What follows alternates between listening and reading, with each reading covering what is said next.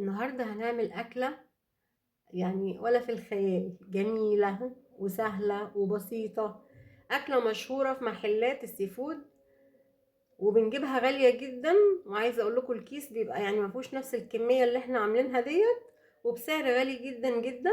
النهاردة بقى أنا هوفر لكم وهعمل لكم كيس السي فود دوت في البيت. وعايزة أقول لكم أي حد مبتدئ ممكن يعمله ويطلع منه يعني طعمه جميل جدا.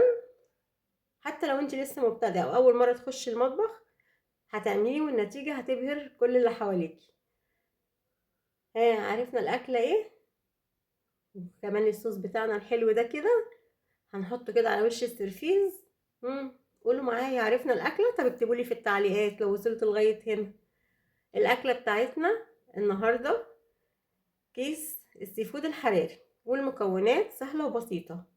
معانا هنا كيلو من الجمبري، كيلو من الكابوريا، غسلاها كويس وغسلاها واحده واحده كده تحت ميه جاريه. ومعايا كمان نص كيلو كابوريا. طبعا المقادير انت تقدري تجيبي الوزن اللي يعجبك واللي يناسبك. انا هنا غاسله الجمبري وشايله منه الخط الرملي اللي بيبقى في الظهر، مخليه لكم كده ايه كام واحده عشان اوريكم ازاي تطلعوا الخط اللي هو الكيس الرملي ده بكل سهوله في الظهر كده وبخله. وهطلع كده ايه بالراحه اهي، شايفين انا طلعتها اهي في ايديا بكل سهوله، وبعملها بالراحه عشان تشوفوها. لازم يا حبايبي نشيل الكيس الرملي دوت. بصوا من الظهر كده وبدخل الخله وبرفعها على فوق. اول ما بسحبها على فوق كده بتطلع معايا الخط الرملي. لازم الخط الرملي ده يتشال علشان الكيس دوت بيبقى هو فضلات الجمبري. بصوا انا هنا بوريكم الكيس بيتشال ازاي بكل سهوله. تمام كده، الجمبري والكابوريا مغسولين معانا. انا هنا بوريكم ان المكان دوت لازم بيتفتح كده والميه تبقى جاريه عليه ويتشطف كويس. وكمان هقول لكم معلومه ازاي تجيبي الكابوريا حلوه. تجيبيها نتايه، بتبقى الجزء اللي انا شاورت لكم عليه ده بيبقى عريض. التوابل بتاعتنا معايا رسوم كبيره ضربها في الكبه، وكمان نازله معاها بقرن فلفل رومي كبير. معايا كمان تلت كوبايه زيت، هي المفروض زبدة بس انا عشان عاملاها صيامي حاطه زيت. معلقتين مستردة كبار. معايا نص كوبايه من عصير الليمون، ممكن تقللي شويه عن النص كوبايه تحطي تلت كوبايه. معايا طماطمايه كبيره مقطعاها 4، ومعايا جزرتين، ومعايا 3/4 عيدان كده روزماري فريش، والجزر نقطعه شرايح كده.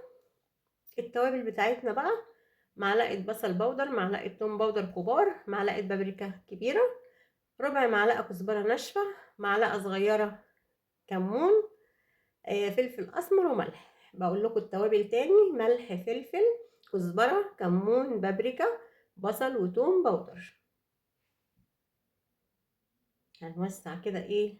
هنا كمان معانا يا جماعه ذره حلو مسلوق مسلوق من غير اي حاجه، وسلقاه نص سلقه عشان لسه هيستوي مع الكابوريا والجمبري. هحط هنا الجمبري على الكابوريا وهنزل كده بعصير الليمون.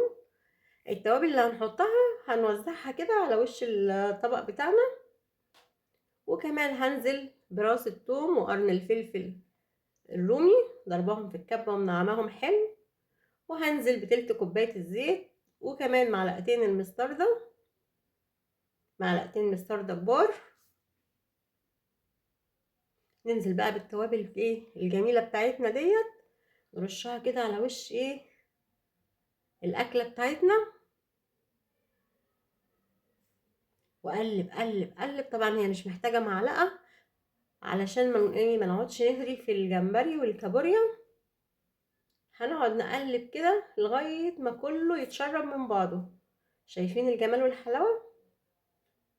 هنركنها بقى ايه كده على جنب. انا هنا بوريكم ان هي اتشربت اهي كلها، كل الخليط اتمزج مع بعضه.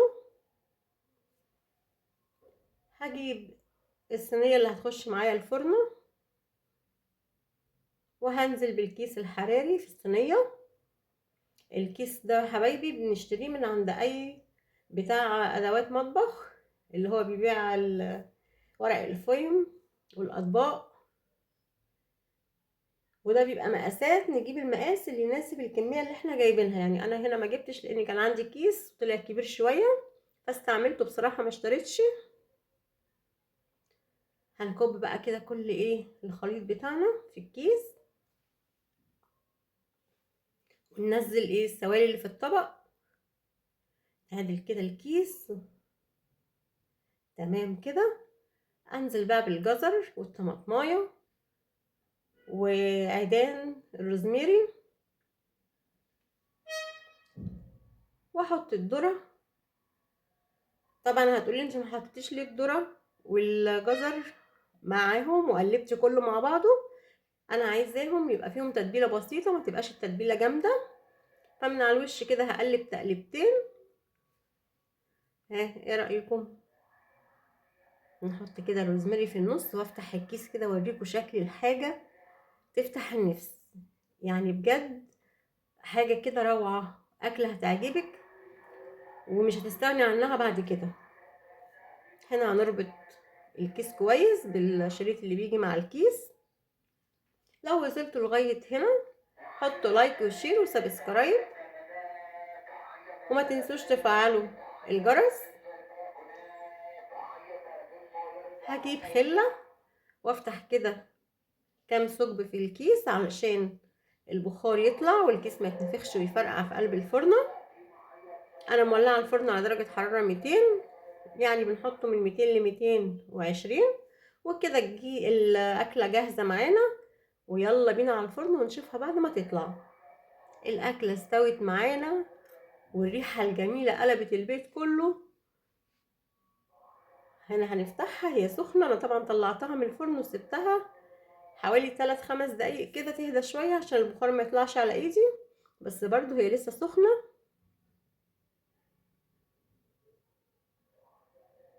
هنفتح الكيس كده ونشوف بقى الجمال والحلاوه. صدقوني الريحه جميله جميله جميله. ايه رايكم؟ بذمتكم مش تستاهل ان انتوا تجربوا الوصفه الجميله دي؟ نوريكم الكابوريا وبوريكم كمان الجمبري. انا مش عارفه امسك حاجه من السخونيه خالص. هنا الكابوريا قطعت الكيس، والبهاريز بقى اللي نزلت من الاكله دي نزلت في الصينيه، بس احنا برضو هنستعملها مش هنرميها. جبت السرفيز اللي هقدم فيه وهنكب الكيس كده بس بالراحه عشان مفيش حاجه تقع.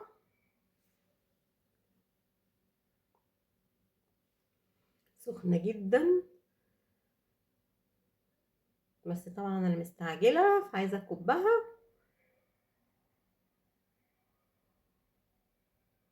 مفيش حلاوه بعد كده بجد. اكله جميله جميله جميله. بعد ما كبيناها وهنظبط كده شكل السرفيز، والذرة هتعجبكم جدا. في ناس كتير هتقولي لا الذرة هيبقى وحش مع السمك ويتزفر، ولا في اي حاجة، والاكلة كلها على بعضها تجنن.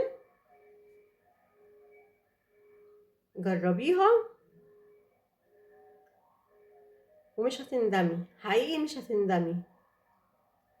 والتوابل بتاعتها بسيطة، مش مكترين توابل فيها، هيبقى طعمها حلو. هنا بقى البهاريز كده اللي نزلت كلها هاخدها وانزل بيها على وش السرفيز بتاعنا كده. يا جماله يا جماله بجد، حاجة روعة روعة روعة. تشرفك في عزومة، في أكلة، في يعني في أي حاجة، في أي حاجة هتشرفك. أكلة جميلة جدا وحاجة شيك كده. اكتبوا لي رأيكم في الأكلة دي في التعليقات. أنا هنا بوريكم الصينية من جميع الاتجاهات، وبوريكم الذرة خد التتبيلة اهوت وجميل جدا، والجمبري يا جماله يا جماله، وكل حاجة زي الفل. واشوفكم على ألف خير.